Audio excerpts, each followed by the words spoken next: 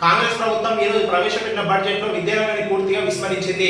Congress party అధికారం రాగానే budget లో విద్యారంగానికి 15% నిధులు ఇస్తామని ఎన్నికల మేనిఫెస్టోలో పెట్టింది. కానీ బడ్జెట్ లో కేవలం 7% మాత్రం నిధులే ఇలా విద్యారంగానికి కేటాయించి చేతులు దులుపుకుంది. తెలంగాణ రాష్ట్రంలో విద్యారంగ సమస్యలతో విద్యార్థులు సతమతం అవుతా ఉన్నారు. ఇలా ప్రభుత్వ పాఠశాలలో మౌలిక వసతులు లేక, ప్రభుత్వ జూనియర్ కళాశాలలో, డిగ్రీ కళాశాలలో, యూనివర్సిటీలో మౌలిక వసతులు లేక ఇబ్బందులు ఎదుర్కొంటున్న పరిస్థితి ఉన్నది. ఇలా మౌలిక వసతులకి ప్రత్యేక నిధులు కేటాయిస్తారని చెప్పి సంక్షేమ విద్యార్థులు మెచ్చార్జ్ విడుదల చేస్తారని చెప్పి, అదేవిధంగా పెండింగ్ లో ఉన్న ఫీజు రియంబర్స్మెంట్, స్కాలర్షిప్ బకాయిల విడుదలకై ఇలా ప్రభుత్వం ప్రకటన చేస్తుందని చెప్పి ఆశించినప్పటికీ ఇలా ప్రభుత్వం ఇలాంటి ప్రకటన చేయకుండా విద్యారంగానికి నిధులు తగ్గించి విడుదల చేయడం సిగ్గుచేటు. ఇలా రాష్ట్రంలో యూనివర్సిటీల అభివృద్ధికి కాంగ్రెస్ ప్రభుత్వం ప్రత్యేక నిధులు కేటాయించి యూనివర్సిటీల అభివృద్ధికి, యూనివర్సిటీలో విద్యా ప్రమాణాలు పెరగడానికి కృషి చేస్తారనుకుంటే కేవలం రాష్ట్ర వ్యాప్తంగా ఉన్నటువంటి అన్ని యూనివర్సిటీలకు కలిపి 500 కోట్లు నిధులు విడుదల చేసింది. ఈ 500 కోట్ల నిధులు ఎవరికి సరిపోతాయని చెప్పి మేము రేవంత్ రెడ్డి గారు ప్రశ్నిస్తా ఉన్నాం. ముఖ్యంగా రాష్ట్రంలో విద్యాశాఖ సీఎం రేవంత్ రెడ్డి గారి దగ్గరే ఉంది కాబట్టి వారు విద్యాశాఖకు అధిక ప్రాధాన్యత ఇస్తారు, విద్యారంగ బలోపేతానికి చర్యలు తీసుకుంటారు, రాష్ట్రంలో విద్యారంగాన్ని ముందుకు తీసుకుపోతారని చెప్పి భావించాం. కానీ ఈ రోజు పెట్టినటువంటి నిధులు ఏమాత్రం సరిపోవు.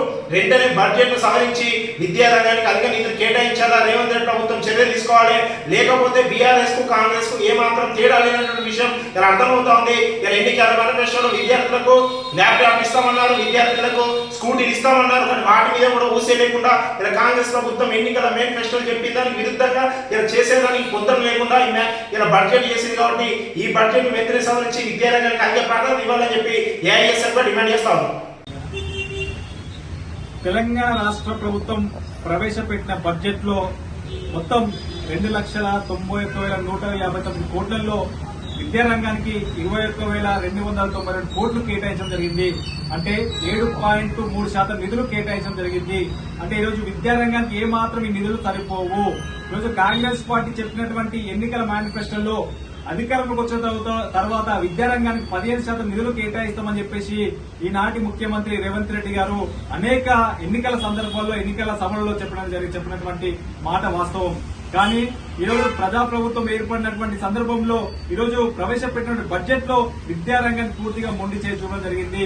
అంటే వారు కాంగ్రెస్ పార్టీ పెట్టిన మేనిఫెస్టోకి సంబంధించినటువంటి విషయంలో చూసుకుంటే మండలానికి ఒక ఇంటర్నేషనల్ పాఠశాల, అదేవిధంగా విద్యార్థులకు స్కూటీలు, అదేవిధంగా ల్యాప్టాప్లు, అదేవిధంగా ఈరోజు ప్రభుత్వ విద్యారంగం పూర్తిగా బలోపేతం చేపిస్తామని చెప్పేసి ఎన్నికల మేనిఫెస్టో చెప్పి ఈరోజు అధికారంలోకి వచ్చిన తర్వాత ఈరోజు విద్యారంగాన్ని పూర్తిగా నిధులు తగ్గించడం చూస్తే చాలా దారుణమైన విషయం సంబంధించి, అంటే వెంటనే రేవంత్ రెడ్డి గారు విద్యాశాఖ మంత్రి తన దగ్గర ఉంచుకున్న తరుణంలో ఈరోజు తెలంగాణలో విద్యార్థి లోకం విద్యారంగానికి అధిక నిధులు కేటాయించి ప్రభుత్వ విద్యారంగాన్ని బలోపేతం చేశారని చెప్పి ఆశించారు.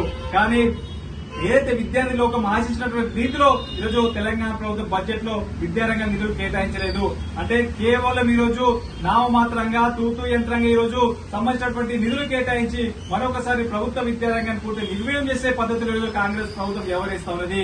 అంటే ఏదేమైనా ఈరోజు రాష్ట్రంలో ఉన్నటువంటి రాష్ట్ర ముఖ్యమంత్రి రేవంత్ రెడ్డి గారు వారే విద్యాశాఖ మంత్రిగా కొనసాగుతున్నారు. కాబట్టి తక్షణమే ఏదైతే ప్రవేశపెట్టిన బడ్జెట్ ను సవరించి ఏదైతే విద్యారంగానికి కనీసం 20% నిధులు కేటాయించే విధంగా చర్యలు తీసుకోవాలని చెప్పేసి మేము అఖిల భారతీయ విద్యాసంఘంగా డిమాండ్ చేస్తాం. ఎందుకంటే ఈరోజు ప్రభుత్వ యూనివర్సిటీల్లో అనేక సమస్యలతో కొట్టుమిట్టాడుతున్నాయి. ఈరోజు యూనివర్సిటీలలో టీచింగ్ నాన్ టీచ్ పోస్టులు లేక, అదేవిధంగా మౌలిక వసతులు లేక అనేక ఇబ్బందులు ఎదుర్కొంటారు. కానీ యూనివర్సిటీ సరిపడ నిధులు కేటాయించాల్సిన అవసరం ఉన్నది.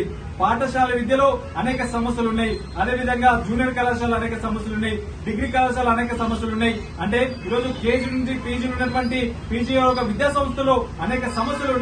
ఈ సమస్యలకు సంబంధించినటువంటి పూర్తిగా పరిష్కారం కావాలంటే ఖచ్చితంగా 20% నిధులు కేటాయించిన రోజు రాష్ట్రంలో ఉన్నటువంటి విద్యారంగ సమస్యలు పరిష్కారం అవుతాయి. కాబట్టి రేవంత్ రెడ్డి గారు ఆ రకంగా ఆలోచన చేసి వెంటనే కేటాయించినటువంటి విద్యారంగం కేటాయించినటువంటి బడ్జెట్ లో సవరించి వెంటనే కనీసం 20% నిధులు కేటాయించి ఈరోజు తెలంగాణ రాష్ట్రంలో ఉన్నటువంటి విద్యారంగాన్ని కాపాల్సిన బాధ్యత రాష్ట్ర ముఖ్యమంత్రి రేవంత్ రెడ్డి గారి పైన చెప్పేసి అఖిల భారత విద్యాసంఘంగా మేము భావిస్తా ఉన్నాం.